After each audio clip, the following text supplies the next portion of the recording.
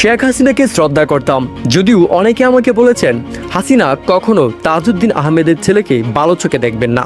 একদিন দেখলাম আওয়ামী লীগের অনেক সিনিয়র নেতাকে সবার সামনে প্রধানমন্ত্রী বলছেন বিএনপি অনেক টাকা কামিয়েছে, এখন আমাদেরও দুই হাতে টাকা কামাতে হবে। এটা শোনার পর তার প্রতি আমার বিন্দুমাত্র রেসপেক্ট থাকেনি। আরও অনেক কিছু মিলিয়ে আমি সেই সময় পদত্যাগের সিদ্ধান্ত নিয়েছিলাম। আরেকটা বিষয় হচ্ছে, আমি যখন কাজ করতে চাচ্ছিলাম তখন দেখলাম আমার কোনো নির্দেশনা ফলো হচ্ছে না। পরে জানতে পেরেছি আমার অধীনস্থ সকল কর্মকর্তাকে পরিষ্কারভাবে জানিয়ে দেওয়া হয়েছে স্বরাষ্ট্র প্রতিমন্ত্রীর কোনো নির্দেশনা মানা যাবে না। এই অবস্থায় পদত্যাগ ছাড়া অন্য কোনো পথ দেখিনি আমি।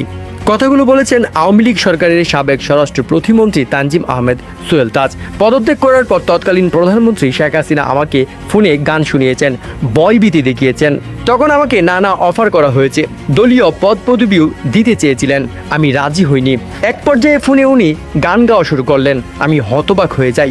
গানটা ছিল এমন যে, আমি কাউকে ছাড়ি না আর তোমাকেও ছাড়বো না। এই গান তিনি 2-3 মিনিট ধরে রিপিট করলেন। বুঝে উঠতে পারছিলাম না দেশের প্রধানমন্ত্রী ফোনে গান গাইছেন, আবার গানের সুর এরকম, আমি তোমাকে ছাড়বো না, আমি কাউকে ছাড়ি না। কি ভয়ঙ্কর অবস্থা! তখন সুরঞ্জিত সেনগুপ্ত সাহেবের একটা ডায়লগ মনে পড়লো, বাগে ধরলেও ছাড়ে, শেখ হাসিনা যারে ধরে তারে ছাড়ে না।